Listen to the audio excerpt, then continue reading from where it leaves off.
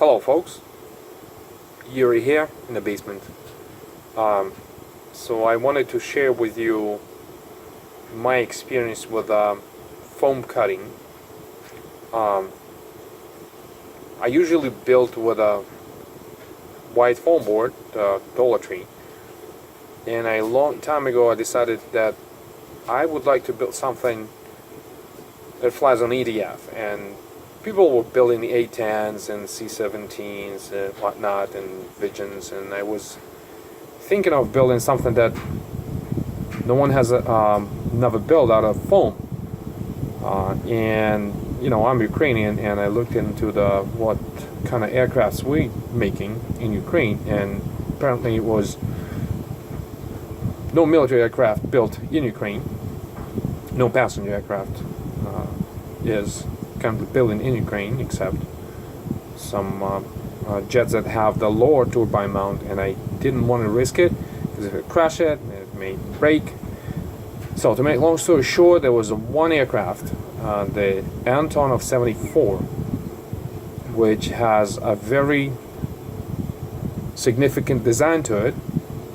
It has the engines mount on the wing, above the wing. So the aircraft, and it has a T-tail as well.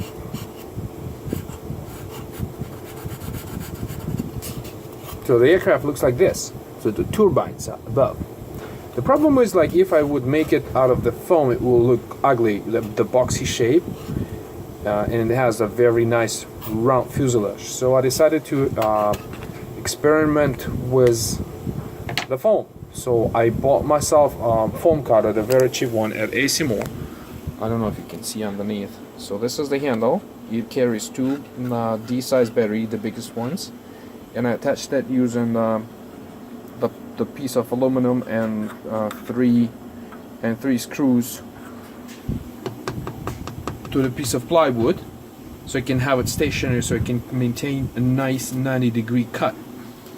And I'm going to show you how I cut it.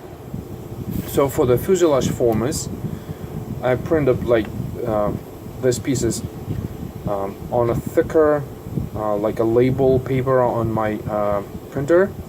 I cut them inside on here below, so I can go in and cut out the inner space in the fuselage. So I am using the 1-inch thick pink foam. I don't know if it's good or bad. We'll see how it flies. So I pin it using just a regular pins in some, like in a few spaces, so it keeps it to the foam nicely, just like that.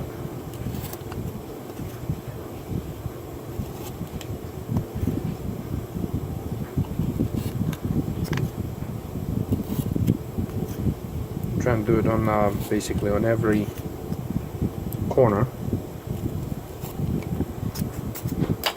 This is it.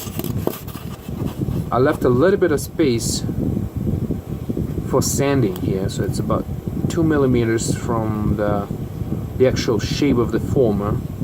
I left a gap for all the inconsistencies and sanding. So now we're turning the thing on. Like I said, it's operated by two D-sized batteries. And here we go. It cuts very fast.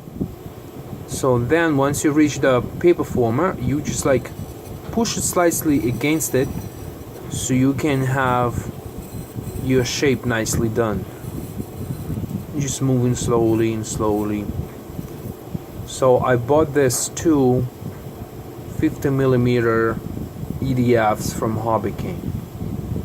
They are very nicely built. I bought the aluminum, folks. I think they're called Met Thrust.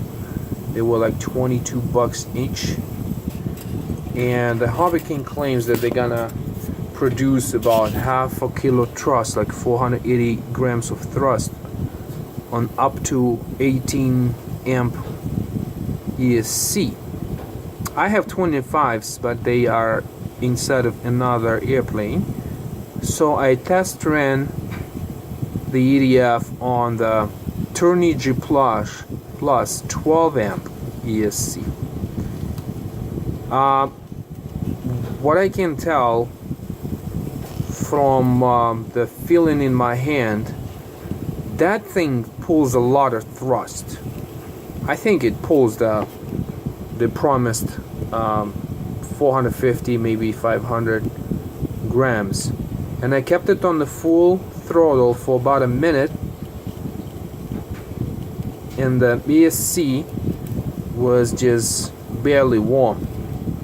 So I'm basically thinking I might risk it and try to run a plane on those two 12 amp Turnigy Plus ESCs. They probably 5 times lighter than 25 millimeters I have from Banggood.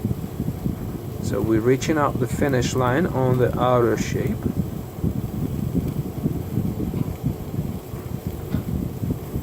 There we go. So this is it. Look. This is the shape I got. So now we're gonna go inside here and cut out the inner shape. You get in and you just basically go around like that, just like that. So it's enough for one hand. When you go straight lines, you can hold it with one hand.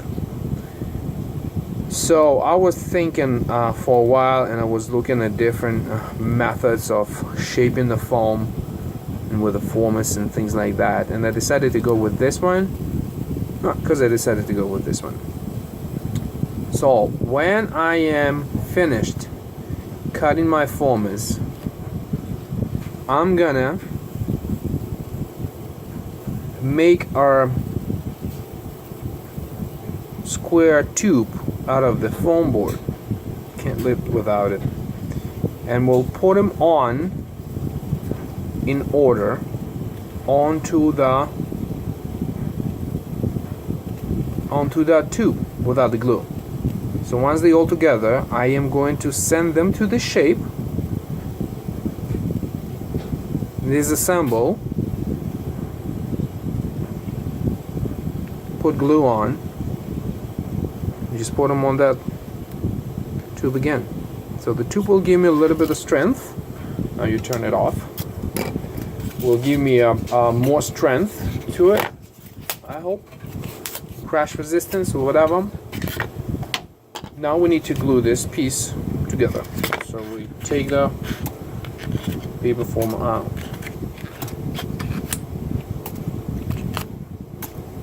Put them back into the...